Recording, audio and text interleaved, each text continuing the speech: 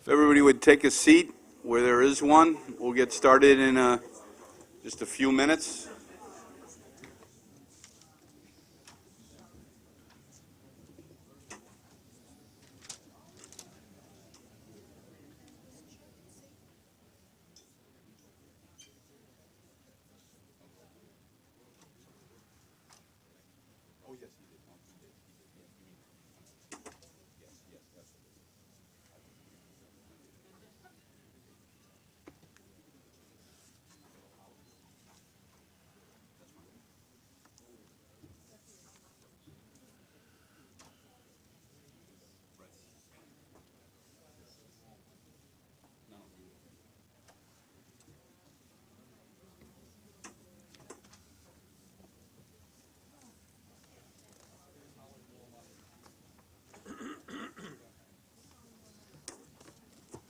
Good morning, everyone. Welcome to the March meeting of the MTA Board. Do we have any public speakers, Mr. Morello? We do. We have 10 speakers registered this morning. Before I begin to call their names, one safety note. If an alarm sounds during our meeting, unless we see smoke or flames, we will await instructions through the public address system if we do see smoke or flames, or if we're told to go to another floor, or to evacuate the building. We will leave non-essential items here, and we'll use the stairs just across the main hallway from where I'm sitting. And finally, the closest AED defibrillator is located in the main hall, just past the elevators. Thank you. Our first speaker is James McCauley. He'll be followed by Gene Rushinoff. We will ask that our speakers keep their comments to the prescribed 2 minutes so that we can be fair to all speakers. Mr. McCauley. Good morning. Thank you. I'm James McCauley. I'm from Chappaqua, New York, and representing Chappaqua for responsible, affordable housing. I'd first like to thank the board and especially its safety committee for all the attention and care that is being shown to all of us along the Metro North tracks, especially in light of the recent accident and two more incidents at the Reader's Digest crossing at the Sawmill River Parkway in Newcastle and Chappaqua. We appreciate all the attention your staff is giving to making those crossings safer. I'm here this morning to repeat some of the things that we discussed last month. There is a affordable housing project called Conifer that is proposed to be built within 10 feet of your railroad tracks, our railroad tracks. We believe it would create an unsafe condition for the Harlem Line operations, passengers and employees, local emergency responders, and most importantly, the residents of the proposed housing. It could permanently restrict MTA's operational capacity on the Harlem Line, because we understand that there are numerous wires, transfer items within the 10-foot easement that's being asked for you to grant to this particular project. There is also, which we, from all the correspondence going back and forth, there is subsurface contamination on this site. It is going to be excavated 10 feet deep, and it's going to come really close to your not only your property, but your operational technical issues.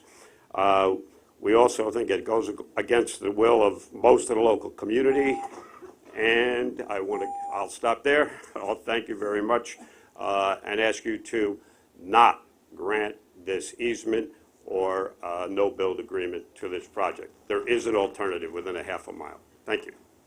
Thank you, Mr. McCauley. Gene Rushinoff will be followed by Jeffrey Smalls. Good morning, Chairman Prendergast and board members. I'm Gene Rushinoff with the Strap Hangers campaign. To its great credit, this board is looking at the quality of subway service and looking at ways that both short-term and long-term we can improve the system. My group, like I think you and many others, are very worried about the funding for the long-term. Where are we going to get money for subway cars and for new track and new signals? And, I think what the riders of the state really need is a champion that could stand up for what the system needs. So we have a modest proposal today, which is to anoint the current governor as the transit champion. And we'd like you to consider renaming the Metro card the Cuomo card. We're still working on our mock-up here, so we don't have the smile face down here where it'll say, like, I heart the governor, and courtesy of Andrew Cuomo, but those are coming. So just imagine if you had a governor Cuomo card running around the state telling people that this is the way to make the state's environment better, energy, and to fuel the economy of the state. And one thing we would hope is that if there were a Cuomo card, what the governor wouldn't do is go around saying your budget is bloated, and on the next moment use you as a photo op for his own future, and that he wouldn't raid funds from the MTA that are to be used for transit and not other purposes. So, the governor could do this with or without a Cuomo card. But it does remind us of a slogan, which is never leave the subways without adequate funding. Thank you. Thank you, Mr. Rushinoff. Jeffrey Smalls, and then Ed Campanella Rodriguez. I think I have that correct. Good morning, Mr. Chairman, fellow members of the board. My name is Jeffrey Smalls. I'm from Smalls Electrical Construction. We've been in business since 1997, and over the past 17 years, we've been working as a subcontractor on the various transit projects that the MTA puts out, working on the umbrella of a general contractor. Pleased to announce that we recently were awarded our first prime contract with the MTA. It's a $9 million project, and it's part of the Fix and Fortify aspect that the Transit Authority is doing with the federal government in helping shoring up the system and the infrastructure and preparing it for any other future disasters that come up. So just to let you know, the jobs that's brought to my company, we're going to increase our workforce towards the end of this year to roughly, I would say, around 100% increase in our workforce. So the only way this happened is because the MTA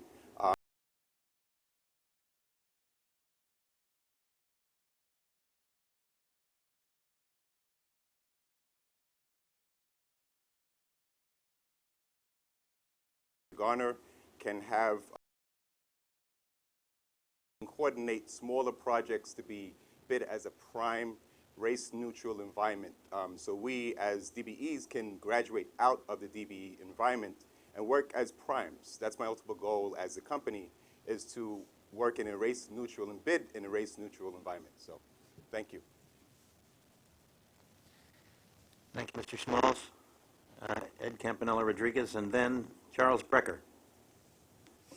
Good morning. My name is Ed Campanella Rodriguez. I am the president and CEO of the MBI Group. We've been in business since 1987, and we built the facility that you guys are all in today. We did 8 floors here, complete restack. I hope Mr. Pendergast's offices are fine and your bathrooms are fine. Everything's working. I'd like to thank Mike Gardner for our company over the years to get a contract like this, which was $14 million.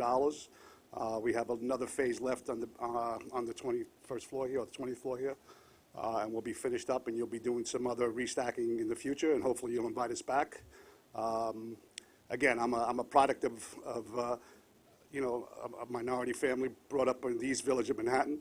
I was a Boys Club kid and a trustee at the Boys Club. I went to CUNY School, New York City Technical College at night, and I built a company, and that's what's so great about New York and America.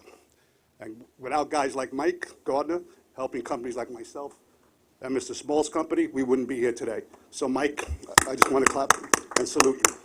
Thank you, guys. Much. Charles Brecher, then George Hakalis. Good morning. I'm Chuck Brescher, co-research director at the Citizens Budget Commission.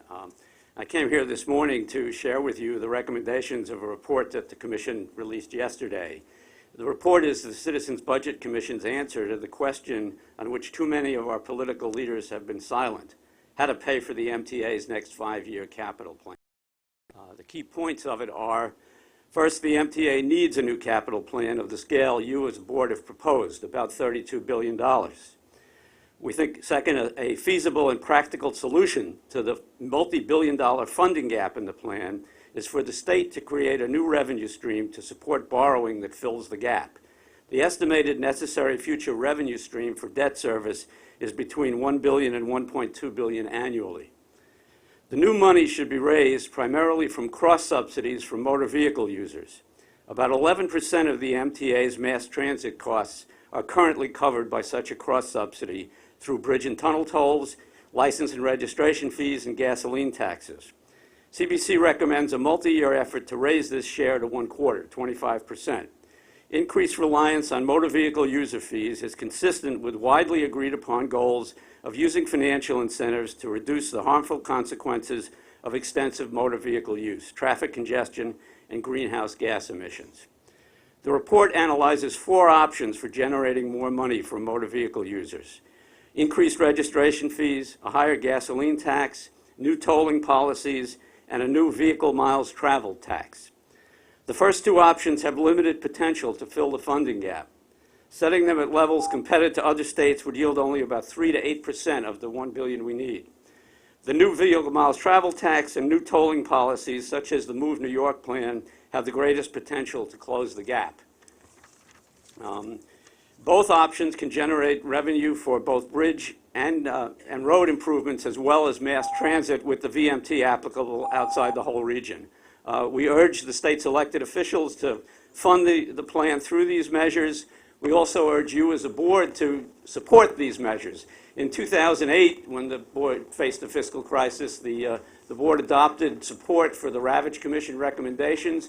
We think it's appropriate for the board to start saying where you think the money should come from, and we hope our ideas are helpful in that effort. Thank you. Sure. George Picallis, and then Bruce Hain.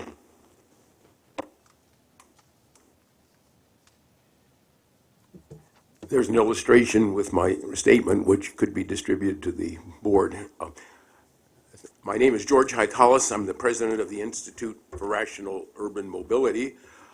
IRM urges MTA to work closely with New Jersey Transit to make better use of their existing fleets of dual-mode locomotives by through-running trains at Penn Station and eliminating time-consuming transfers between diesel and electric trains.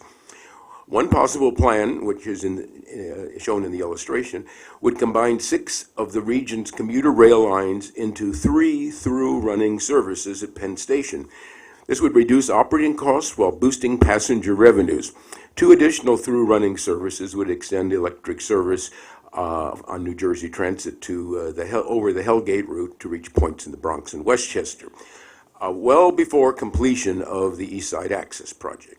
Through-running can achieve major increases in peak hour capacity at Penn Station by avoiding the conflicts between inbound and outbound trains.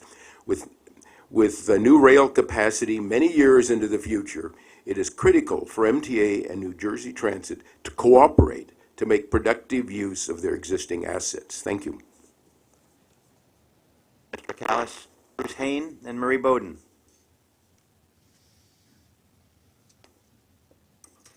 Is Mr. Hain here first?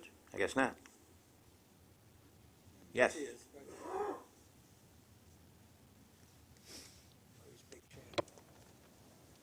Hi, my name is Bruce Hain. Good morning.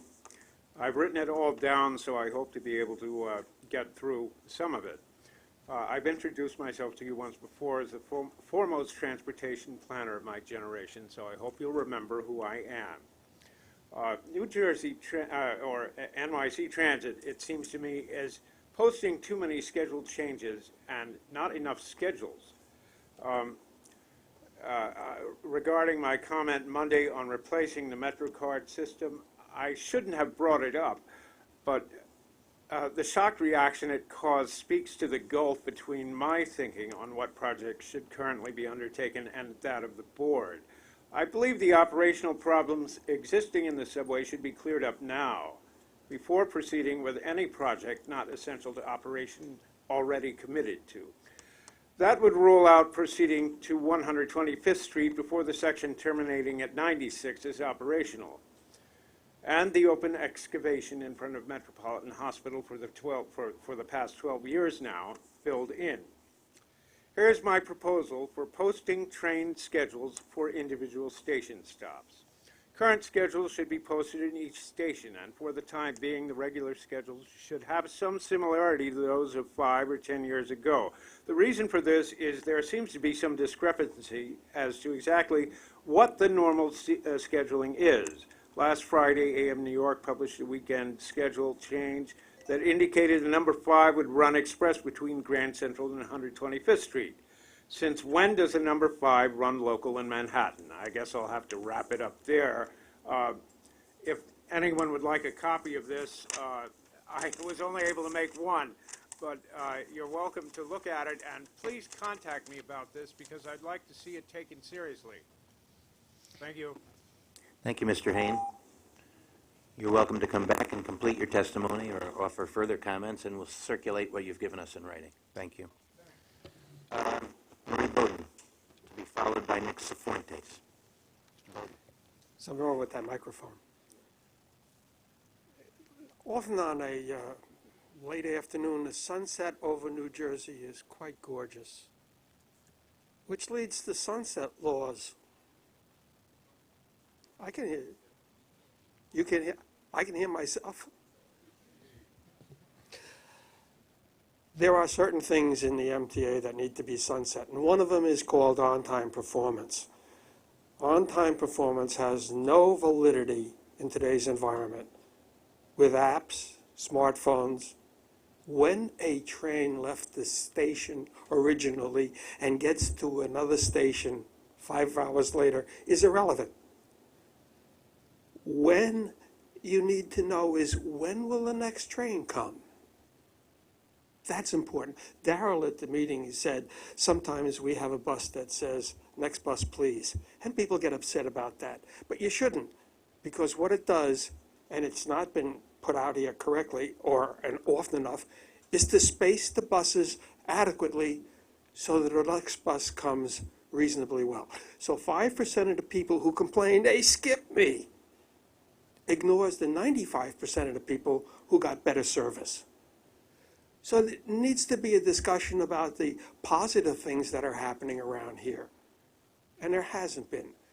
The media is mostly at fault because in order to sell time, they look for the catastrophe. They don't tell you the good things that buses are doing, subways are doing. And it needs to be repeated. You're doing a great job, Tom. This place is changing, and they're not aware of how much it's changing. I've been coming to these meetings for 10, 15 years, and the changes that I see currently are very important. The board is responsible. The board is responsible for not discussing on-time performance. That's a start. Until you stop talking about on-time performance, they will continue to think it's something important. The time the next bus, the time the next train gets here, that's important. I want to thank this. Wrap up. I want to thank Tom for running a good show here. Tom, there are a lot of people quietly appreciate what you're doing. Thank you. Thank you very much. Nick Cifuentes, to be followed by Alexander Roberts, who was our last public speaker today. I'm Nick Cifuentes, the Deputy Director of the Riders Alliance. We're New York's grassroots organization of subway and bus riders pushing for better service, affordable fares, and more public investment in mass transit. Our members have been quite vocal recently about the problems we all face. We've had 4 fare years, delays are on the increase, and the subway has more riders than ever before. I don't need to tell you that Governor Cuomo, the legislature, began taking funds during the recession, and since then it's been incredibly difficult to maintain service. Fares have gone up, service has been cut, and you all have been left with the task of fighting to keep service stable while facing declining funding. What this means for average New Yorkers is painful service cuts. We've lost several subway lines and 32 bus routes, and very little has been restored. Now, we've heard from hundreds of transit riders, and the theme is clear. New Yorkers feel like they're paying more and more for less and less. What's worse is that fare hikes hurt low-income families the most. They're the ones with the least disposable income. Now, our transit system is a public service on which every New Yorker relies, but funding transit via fare hike is a regressive way to pay for a service we all need. So we're here today to say that Governor Cuomo and our legislators in Albany need to do their part if they don't fund public transit, and in particular the MTA program, which faces a $15 billion shortfall, which you all are well aware of and which we all have talked about so much. Fares are going to keep going up and our poorest families will bear the brunt. Thank you. Thank you very much. Alexander Roberts. Good morning. First, on behalf of the Westchester Workforce Housing Coalition, thank you. The chairman made good on his promise last December to reopen a negotiation to require affordable housing in Harrison, a town that had not allowed one affordable apartment in a quarter century. We also recognize the positive role of County Executive Robert Astorino in convening the talks and providing up to $1 million in subsidy. But 7 units, or 5% in 143, is not enough. As New York City Planning Commission Chairman Carl Weisbrod said last week, New York City cannot provide all of the affordable housing needed in the metropolitan area, nor should it have to. The MTA should make it their policy to include 20% affordable workforce housing for households at or below 60% of the area median income, which is $56,000 for a family of 3. You may ask how to do this. Confronting zoning in the most segregated and resistant towns in America, on Long Island and in Westchester, far more resistant and segregated than the Deep South. Let me point you in a new direction. The Westchester Medical Center, a public benefit corporation, just like the MTA, last month won the right to manage the state environmental quality review process in state Supreme Court under a doctrine called the balancing of public interests. It won in court against another town the size of Manhattan in Westchester that has refused to do even one affordable apartment in 20 years. We have a crisis of lack of affordable housing in New York, the second most exited state. You are the MTA and should not have to wait a decade while parochial boards invested in the status quo run you around as they do every other developer. With a little guts and leadership from the governor, you won't have to by declaring yourself the lead agency on your transit-oriented development projects. The time to act is now, and I have copies of that court decision from the end of February, as well as some other information which can be distributed to the board. Thank you. Thanks, Mr. Roberts. Mr. Chairman, that concludes the public comment. Thank you, Mr. Morello. Good morning, everyone. Welcome to the March board meeting. The minutes of last month's meeting have been distributed to all members. May I have a motion to approve the minutes? Second, any comments or questions regarding the content? All in favor? Aye. Committee on Finance, now turn the floor over to Mr. Ferrer, who will report on who chaired the Finance Committee this month. Thank you, Mr. Chairman. The Finance Committee met on Monday and reports the following. There's one action item on the agenda for board approval. The action item authorizes the filing of the 2013 Annual Procurement Report. The committee recommends this action item, and I move it. Second, any comments or questions? All in favor? Aye. There are 5 procurement actions this month in a total amount of $28.4 million. There's one non-competitive procurement in the amount of $85.5 thousand. The committee recommends this procurement, and I move it. Second, any comments or questions? All in favor? Aye. There are 4 competitive procurements in a total amount of $28.3 million. The committee recommends these procurements, and I move them. Second, comments or questions? All in favor? Aye. There are no ratifications. There are 5 real estate action items which are described on pages 55 through 69 in the board book distributed for this meeting. With respect to item E, however, Mr. Rosen has some explication.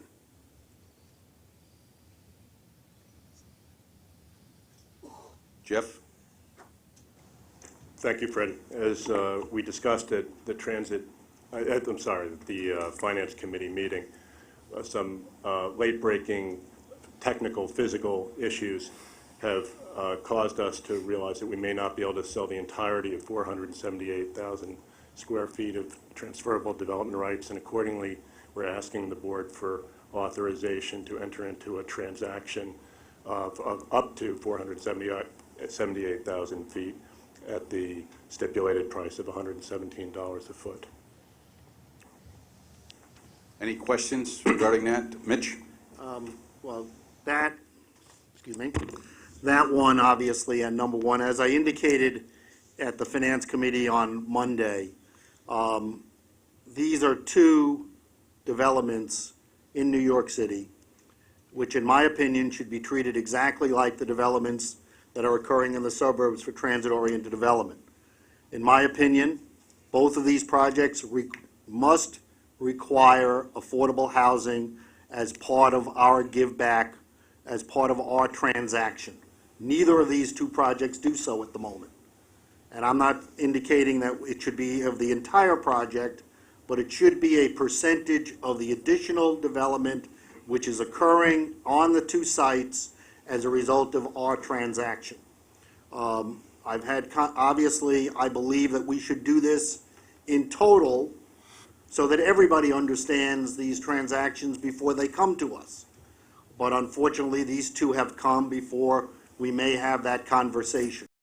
But in my opinion, these two projects, while I agree with the concept of us selling certain things to them, they do not, in my opinion, come to the conclusion that they adhere to the public policy positions of both the state of New York, the city of New York, and the MTA, and that they do not include affordable housing. As a result of that, Mr. Chairman, I would like to be recorded in the negative on both the first item under MTA New York City Transit on Jackson Avenue and the last item under the MTA piece in Queens Block 403.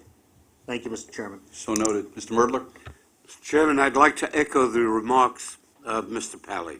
He is not only entirely correct, he is entirely moral in the principle.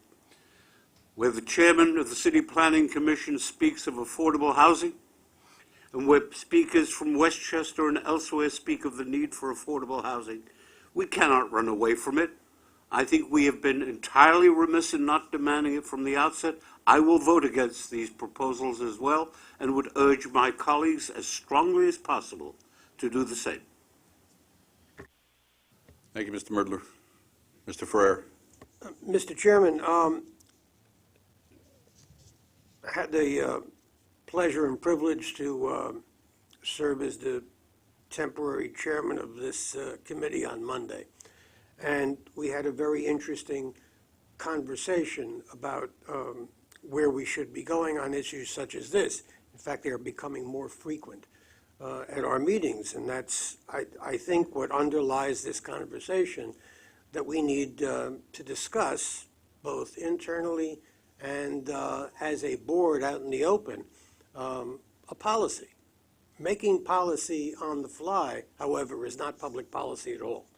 You ought to have a policy about how we dispose of these lands, how we do business with developers or other individuals, and what we should be asking for. But we should have an idea of what that means in concert with our partners in the city of New York and the state of New York.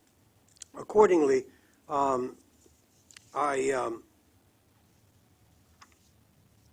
move these real estate actions, and the committee has recommended them at the previous committee meeting.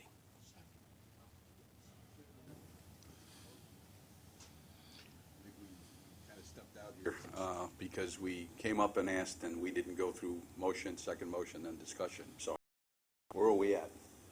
I have a motion. Seconded. Okay, now we're having discussion. Okay, so let's follow Robert's Rules of Order here. Jeff? I appreciate the second the Commissioner's note about a good conversation we had in committee the other day.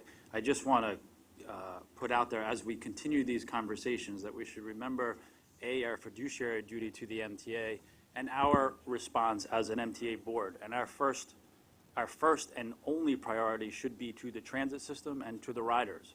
And I hope that as we continue this conversation, we do not pit one constituency versus the other, transportation versus affordable. Maybe there's a policy that handles both. I don't know, and I'm willing to engage in that conversation. But it's our fiduciary duty to take assets owned by the Transit Authority and the Transportation Authority and monetize them as great as possible. If in fact there's another moral or another policy that the MTA is going to begin exploring, that will do so, and I hope we understand, will do so at the detriment of the value to the transit system in black and white numbers. Is there a way to do it where you don't do that? I guess it's open to a conversation, but I do want us to remember our fiduciary duty and our duty to the transit riders first and foremost for this conversation. Mr. Ballin? Please turn your mic on. Thank you. I'll truncate my remarks since I largely agree with what Mr. Kay just said. But I do want to go on record as stating again that we're a transportation agency. We have a fiduciary duty and responsibility as board members to maximize our revenue and to maximize the return on the sale of our assets. And where we can advance other policy objectives, I'm very willing to listen and engage in conversation and perhaps help. But I don't agree that we should be housing advocates to the detriment of the transportation community and our responsibility, and certainly not without discussion and analysis internally and with elected officials, and we shouldn't do it on the fly on a case-by-case basis. So, thank you. Mr. Ira?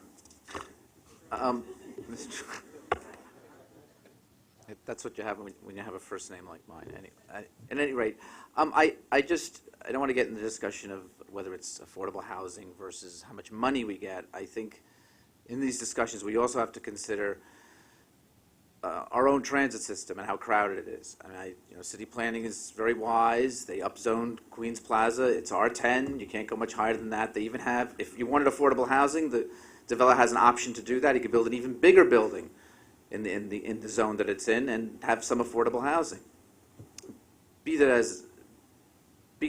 as it is, I think we have to be concerned with the crowded subway lines and how we're going to provide service for all these people that are going to be getting on the subway. And, CBTC for the Queens Boulevard line is far off. We know that. And I think that, and as was pointed out by some speakers, we're short $15 billion. And I don't see politicians rushing to pony up that money very quickly. I'm sure they will by May or June. I have confidence they will. But we're a little bit behind the development in New York City. And I think that that's an issue that we have to also address, is that our system has to have the capacity to carry these people. And if we're going to talk about selling our air rights, that should be part of the discussion.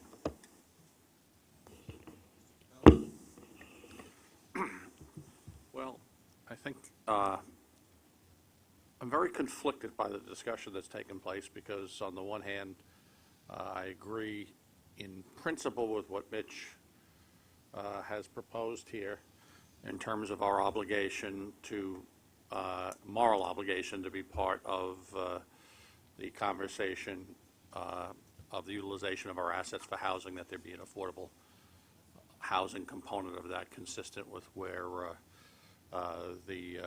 certainly the mayor of the city of New York wants to go, as well as other elected officials around the region. On the other hand, Jeffrey Kay makes a point about the fiduciary aspect and my concern for services and amount of revenue needed for both our operational and capital plans. So they're a Hobson's choice, I believe, at the moment.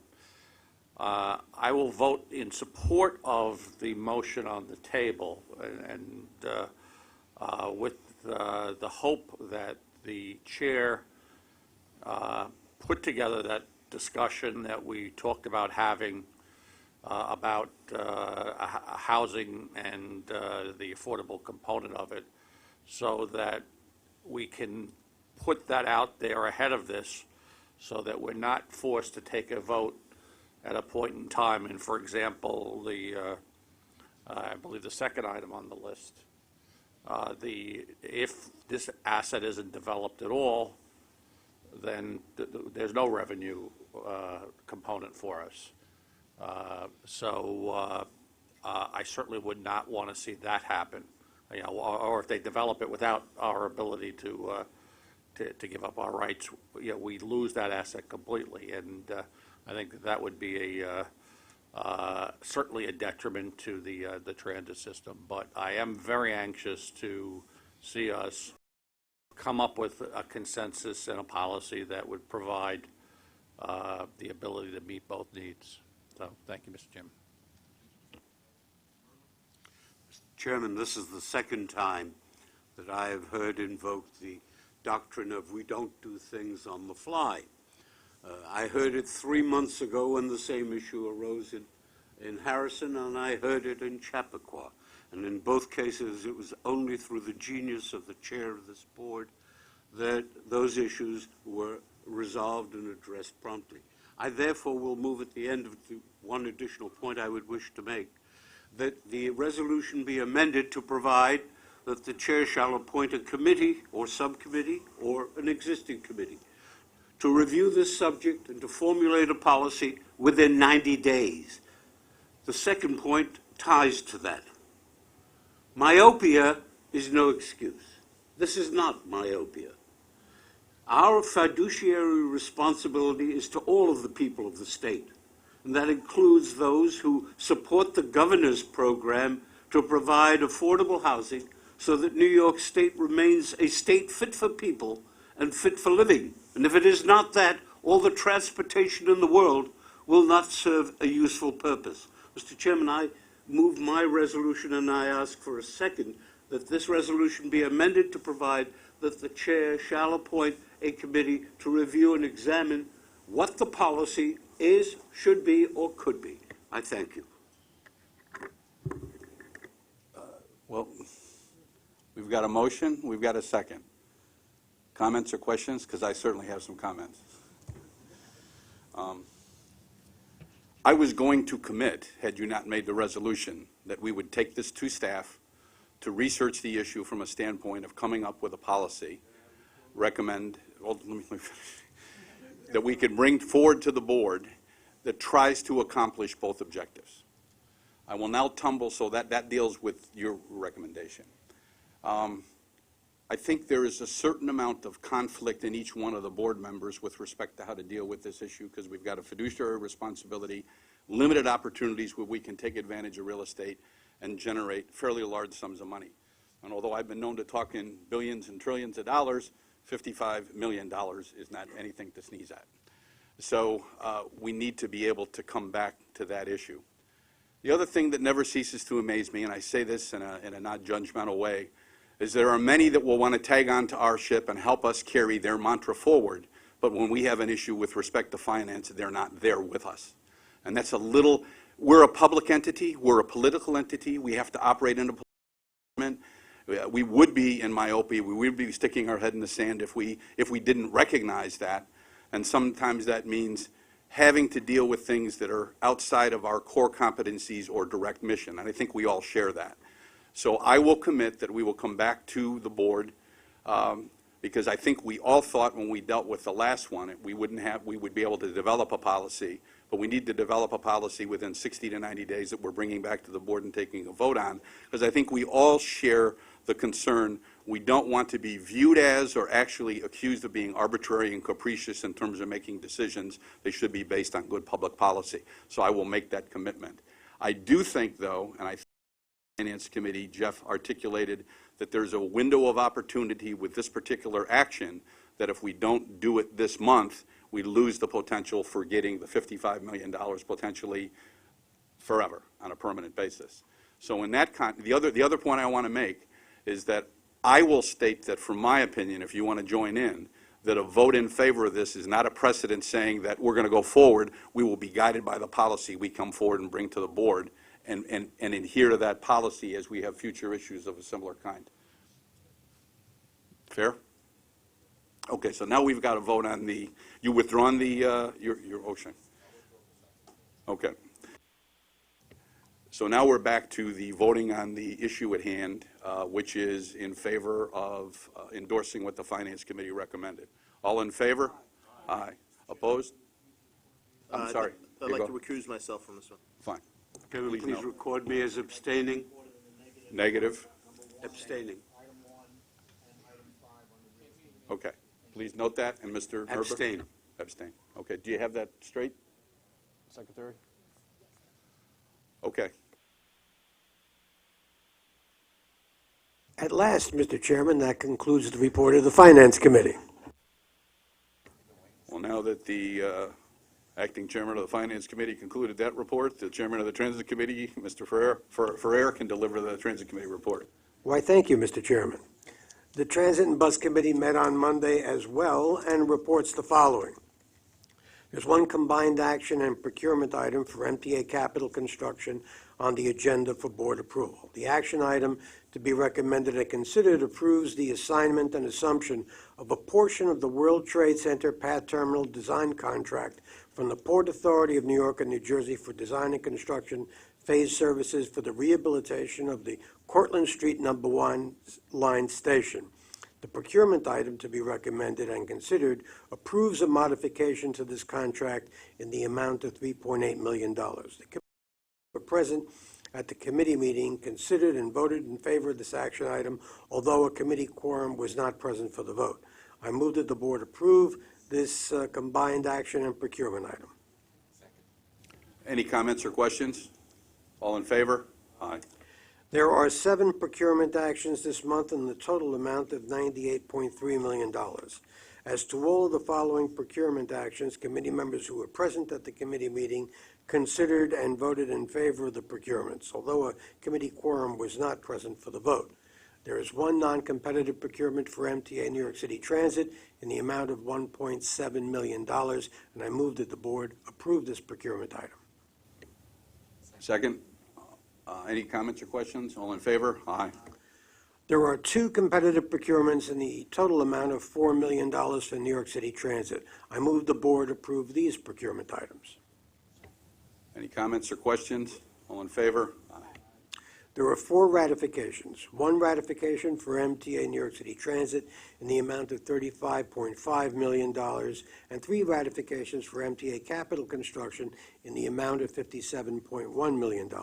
I move the board approve these ratifications. Any comments or questions? All in favor? Aye. And that, Mr. Chairman, concludes the Transit and Bus Committee report. Thank you, Mr. Ferrer. The Metro North Committee report will be delivered by Mr. Sidor. Good morning, Mr. Chairman. The Metro North Committee met this month and reports the following. There are 6 procurement items in a total amount of $23.4 million. As to the following procurement actions, the committee members were all present, voted on these, and in favor of these procurements, although a committee quorum was not present for the vote. There is one non-competitive procurement in the amount of $80,000. I move the board to approve this procurement. Any comments or questions? All in favor? Aye. There are 3 competitive procurements in the amount of $22.5 million. I move that the board approve these procurements. Second? Second. Any comments or questions? All in favor? Aye. There are 2 ratifications in the amount of $827,000. I move that the board approve these procurements. Second? Second. Comments or questions? All in favor? Aye. This concludes the Metro North report. Mr. Chairman? I'm not a sir. Yeah, I'm sorry. Susan? At the Monday meeting, President Giletti and I had a conversation pertaining to whether or not the mid-Hudson yard, the midpoint yard for the Port Jervis line, was in or out of the capital budget. I don't want to leave a misinterpretation. Additional information was provided to me after the meeting, and in fact, it is not part of the capital plan. However, Metro North does have some funding to look at the environmental aspects.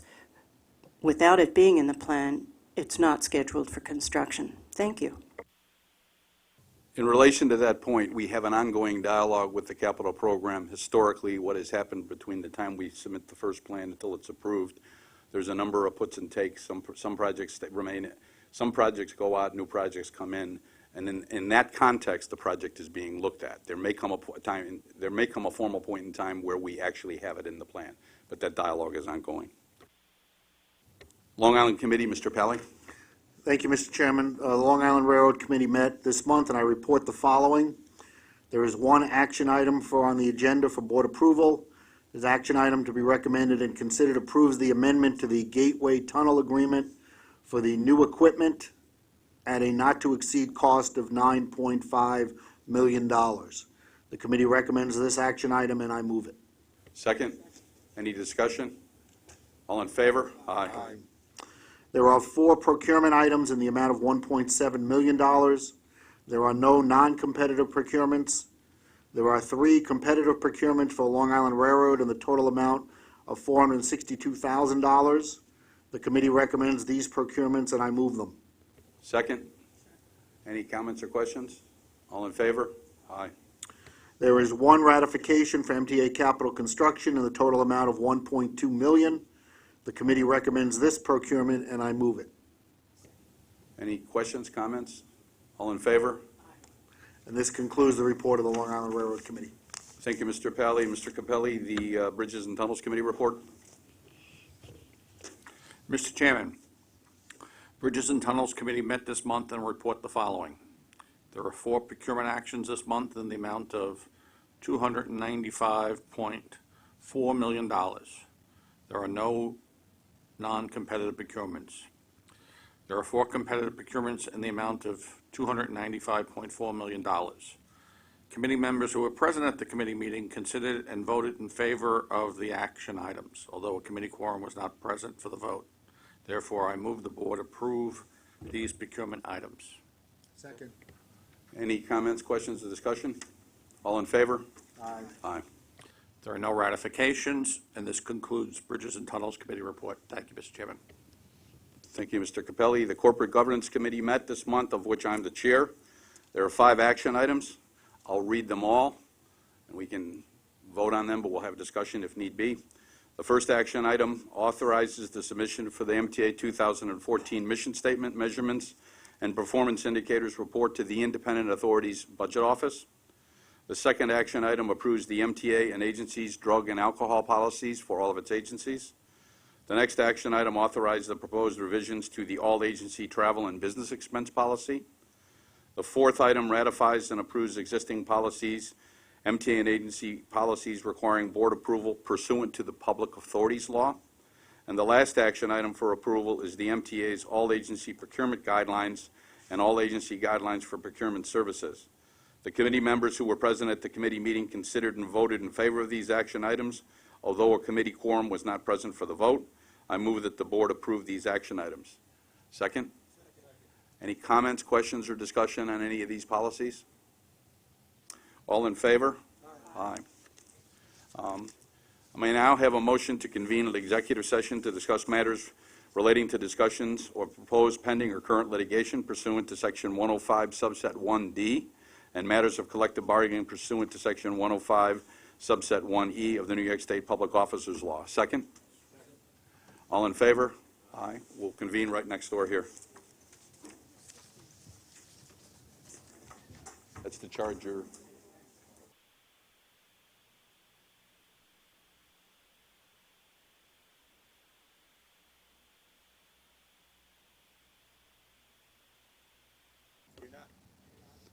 Any questions? First? Are you getting audio now? Okay. Who has the mic?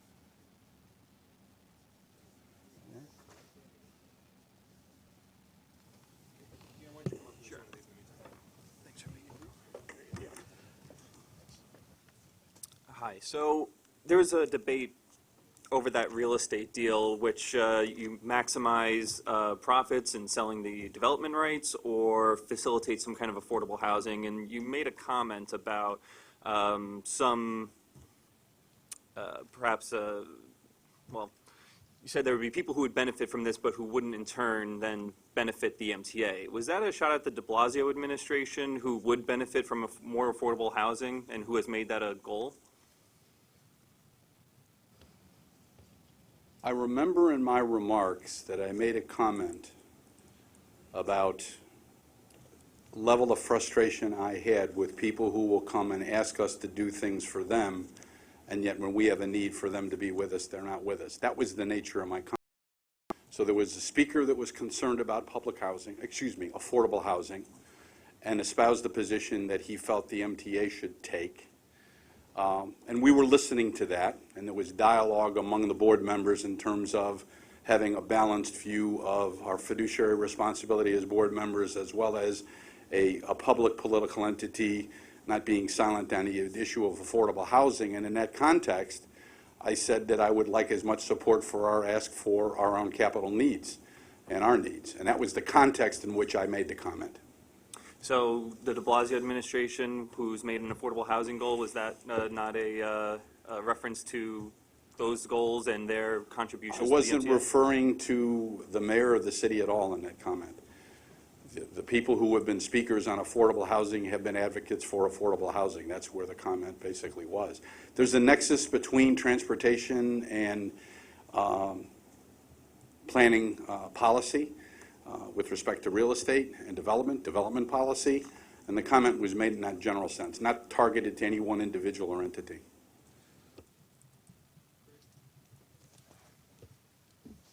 What is that connection now? What is the conversation about all the building that we see, whether it's in Long Island City or in Greenpoint, or what will happen in the Bronx? I mean, all these buildings are going up, and they're going to ride. We're going to be on the subway. What's the conversation? Conversation cuts across a pretty broad spectrum, Greg. First of all, there is a nexus, as I said a minute ago, between transportation policy and good development policy, zoning. We would prefer, if there's going to be another 1 million more people in the region entirely, and then another 1 million more people in the city by 2035, that those people are located in dense areas close to the transportation network. If you distribute them in non-dense networks or dense networks that are off the transportation network, we're going to see trying to bring transportation to them.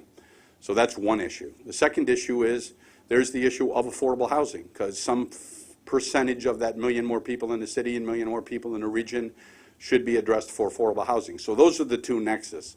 And what the board discussion was is they feel very strongly to a person, I believe, they do feel very strong, but I think to a person, I believe, that we should be guided by policy and not happenstance. How can you put forward building? You approved that without a policy. Well, first of all, when you take a look at affordable housing, the way, and I'm not an expert at it, so you really need to talk to somebody that's a subject matter expert at it, it's by entity and jurisdiction. The city is meeting its affordable housing requirements. Some of the other places, I think in Harrison, they were not. So there's a way to look at that differently in terms of one location versus another. And I believe that has to be part of the policy. But the policy needs to be fleshed out and presented to the board and discussed by the board, modified, and then approved. There's been a lot of discussion lately about service, and I was wondering why the MTA tracks on-time performance if it doesn't think it's a useful measure. I've never worked anywhere where we have as many measures as we have, and I've worked 40 years in my career. On-time performance was, when I entered this organization, long preceding me was the be-all, end-all at New York City Transit. It was the be-all, end-all at what was the first commuter railroad we had, which was Long Island, because Metro-North was not part of it. In terms of commuter rail operations, where the overwhelming majority at one time of people boarded at the station but went through to the terminal downtown, on-time performance was a meaningful statistic. And it still is a meaningful statistic, because if you're within 15 minutes of your work location from Penn Station, you'd like to have some degree of confidence that the on-time performance at Penn Station will allow you enough time to get to work on time. In terms of subways, where you're running trains on interval, headway, what's more important, and I'll say this very carefully, if you're running a 3-minute headway, and the standard for on-time performance at transit is 5 minutes, not 5 minutes and 59 seconds, right? If every train is exactly 5 minutes late, your on-time performance is 0, but what the customer sees is perfectly delivered performance. Because there's a train coming there every 3 minutes, that train clears off the platform, goes on to the next station. Every train is late, so you have 0 on-time performance, but actually the performance of the system is about as best as you can ask for. That's why we moved to wait time statistic. It's a more applicable measure. At some point in time, If we can demonstrate that the operation of the system is run better by managing to wait time statistic, we would entertain the issue of moving away from on-time performance. But as soon as we move away from a statistic that's been around for 30 years, somebody would say, you're trying to obfuscate or hide something. So we measure both. But the true performance measure for the subway is weight assessment. The Citizens Budget Commission came out with a report yesterday with a series of suggestions, including a vehicle miles traveled tax to help fund the capital program gap. Have you seen the report, and do you have any reaction to it? Seen an initial report.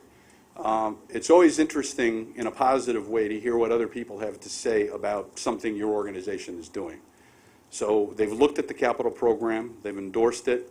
I think you heard the comments today from Charles Brescher in terms of the order of magnitude of the size of the ask seems to be about right, so that's good to hear.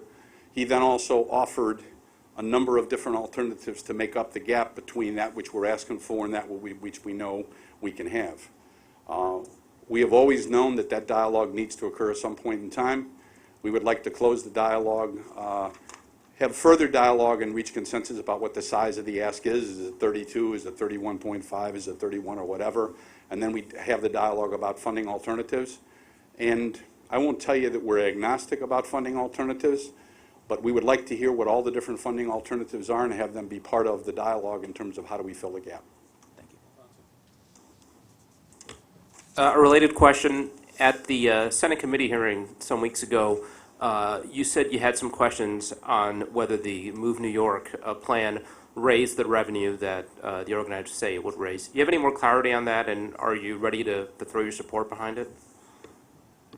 You're talking about the New York State Assembly hearing, the New York State Senate hearing, yes. There was a question raised about do we have any comment. And what I basically said is there's a plan out there by Move New York. It states that by implementing what they say are new tolls on bridges that don't have them, reducing tolls on other bridges, and then factoring out costs for the maintenance of those bridges, factoring out costs for some investments that may need to occur in what they call transit-starved or desert locations of the system, it'll generate this much revenue. And this much revenue we would use then to bond against and fill the gap. So there's a whole host of questions. Verifying by the numbers that the net result of revenue generated when you reduce some and add some is a number. Another other thing is, from a due diligence standpoint, what does it really cost to maintain those bridges that are free right now? And I'll make a comment that two of them actually run trains over, and the maintenance of a bridge that runs a train over it is far different than a maintenance of a bridge that doesn't run a train over it. So you got that issue. And then you got the issue of what's the process or structure by which those investments need to get made. And there needs to be a dialogue along those lines. But there also is a recognition that we don't want to just look at a singular funding source, because I don't think a number of people that have looked at this feel that it may take more than one funding source to be able to make up the gap. So that's one of the funding sources to look at. Citizens Budget Commission offered some others, and we think that the time is ripe for that dialogue after we coalesce around the size of the ask of the program. Tom, if crowding is one of the real driving forces behind some delays, what can you do in the here and now to improve that? Right now, what we're seeing on the subway, and these are not excuses, they're challenges, you heard that stated by Carmen earlier this week, are the overarching issues that are occurring more frequently in terms of ridership. For the first time ever, on October 24th, 2013, I remember dates, we had more than 6 million people on the subway. I think in 2014, we had 29 days of more than 6 million people on the subway. We have reason to believe that that number will climb. We were fortunate enough when we went from the 3.5 million people a day in '94 to the 6 million people on a daily basis. Most of that increase was in midday, weekends, and nights, where we weren't really stressed at capacity. Now it's occurring at capacity. So, and you've heard me say this before, you will hear more anecdotal comments from people who aren't transportation planners or experts, but they say, you know, I used to go down to the station at 28th Street, Lexington Avenue line, and I couldn't get on the first or second train, but now I got to wait for the third or fourth train. That's how bad the crowding is. So the longer term solutions, and I emphasize longer because they take more time, is the state of good repair, replacement of wayside block signaling with communication-based train control. because that deals with the state of good repair issue and it provides additional capacity. We're not going to lengthen trains, we're not going to lengthen platforms, that's the way we're going to do it. But if I were to stand up here and say, wait for that, I'd have no credibility. We would have no credibility at all. So what Carmen's saying, what I've asked him to do, and he was doing it anyway, is this issue of what do we need to do to deal with these ridership increases in the peak of the rush. And they're going to come up with a plan to be able to deal with it because we can't just wait until the ultimate solution comes into play. What is that plan going to look like? It's, I mean, I've talked about this before, so don't look at this as being either holistic or prescriptional. But one thing you do is if you're running a 2-minute train service or a 3-minute train service, and your normal dwell time before we had these crowded conditions was 30 seconds at a station, if it now takes you 45 seconds, and every train 45 seconds, that affects throughput. You're not running 26 trains an hour on that line. You're running 22 trains an hour on that line. And if you assume every train carries 1,500 to 2,000 people, just do the arithmetic, you're not clearing the platforms. So how can we actually assist people to get on and off the train faster, get doors closed, get trains out of the station? Do we need to have other service strategies? We've got locations in the system. We know we've got a loop at South Ferry, but the track inside of the loop at South Ferry is actually a loop for the Lexington Avenue line. So you can turn trains around, don't send them all the way into Brooklyn, send them back, in service northbound so you can clear off platforms. And those are the types of things you can do. There's very little that would be new. It's actually reviewing that which was done before, but do it in a holistic way, in a programmatic way, and also better inform customers. Can you speed up CBTC? We're looking to do that, but there's a finite amount of work we can do in the system at one time. No questions about pedicabs this month, Chairman. You had the mayor up in Boston earlier this week talking about the need for transportation funding, mentioning also that the federal government should kick in more money for important infrastructure. Where do things stand in terms of the conversation with the city, if there is one, in getting the city to contribute more annually and to the capital program? Did we feed him this question? No, the reason I say that is there are 4 people. It's always easy to sit in these forums and say, what is the state of New York doing? That's a valid question. The federal government's got a responsibility to ante up in terms of providing money for state of good repair. 2/3 of the trips in transit are taken in New York. The city government's got a responsibility, federal, state, local, and those people that are indirectly or directly benefit, the real estate developers need to ante up as well. And so when we have the dialogue, we need to have the dialogue across all 4 of those fronts and seeing if each one of them can, at a minimum, sustain what they've been providing, but preferably add into what they can provide. That's essential. Where is the dialogue now? Just as an update. The dialogue now is primarily at the state level. We never thought this would be part of the budget dialogue for 2015, but it would be what we call an ex-budget, after-budget issue. There's a number of things that if you watch the play that I've seen in the press, it's spilling out of the budget dialogue, going to be an ex-budget issue, but transportation funding for our capital plan would be one. If you take a look on a federal level, and I'm not an expert, but it's more likely that the discussion on infrastructure funding at a federal level would occur in either 16 or 17. There's a tremendous problem with infrastructure in this country, and it's not just transit systems. It's highways, it's roads, it's bridges. And the Highway Trust Fund is broken. It needs to be replaced with something else. Tom, in the past, you've advised riders, if they could, to avoid the overcrowding by maybe going to work off-peak, if they can do that, to adjust their sort of employment schedule. Have you considered, as an entity, reaching out to employers, reaching out to people in Lower Manhattan and seeing if there's some kind of staggered system at various companies to ease the overcrowding that way? When I got my degree in 1974, the mantra was that we would go to staggered work hours in the industry. It's never materialized. There was not even the thought of the internet, but the thought of people being able to work from home. It hasn't materialized to the extent. Those are certainly options, but before you ask somebody to step outside of their comfort zone, you try to squeeze as much capacity out of the existing system you have. But we may come to a point in time, if we know that the delivery of a CBTC project is going to be out there far enough, maybe we could tell somebody, if you really want to get from point A to point B and you travel in between these 2 hours, it's more likely you're going to be delayed or have overcrowding, whatever. But you may want to go outside of those hours and you'll find it to be a much more comfortable experience and let them self-select. It could be part of a dialogue, but we wouldn't lead with that part of the dialogue. What is your view on how the city has applied its failure to yield law that's resulted in the arrest of 6 bus drivers who've been involved in crashes that resulted in serious injuries and deaths of pedestrians? And what is the state of any discussions you or the MTA officials are having with either the police, City Hall, or the DOT or some other agency? I don't know if I answered this last meeting or 2 meetings ago, but we are in support of Vision Zero. There's alignment between us and New York City DOT. I also believe there's alignment with the TW. TW's got some concerns with respect to the specific issue you raised, which is the arrest of bus operators. I want to focus our efforts in terms of what we can do to minimize the likelihood of somebody being struck by a bus and focus our efforts there. I am sensitive to the pressures that a bus operator has. I think it's one of the most difficult jobs in the industry. But rather than argue and spend a lot of time discussing that issue, it kind of takes away from what can we do to be able to identify high hazard locations where a bus accident in a crosswalk with a pedestrian could occur, and what can we do to implement measures to mitigate or eliminate that. And that's where the dialogue needs to be. Hi. As we read, your term is up at the end of June. Will you stay on as chairman? And with all the challenges facing the MTA, would you have a stronger position as chairman with a full 6-year term? The term issue is one in which there have been many cases. There are board members right now that are sitting out of term. They're what they call holdover status. It's not a factor affecting me, I can tell you that. I've got a job to do. I enjoy my job. You wouldn't come in every day if I didn't. And right now I'm focused on the issue of the capital program, and I'm focused on the issue of day-to-day service delivery. And that's where my focus needs to be. So in my mind, it's not an issue.